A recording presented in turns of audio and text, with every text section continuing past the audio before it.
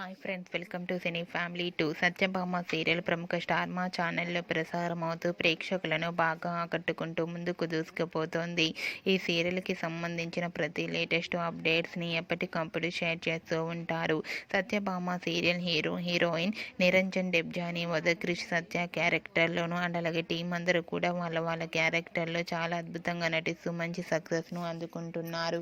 అయితే రీసెంట్గా Satyabhama serial heroine Krish Satya and team shooting location latest ఫొటోస్ను షేర్ చేశారు.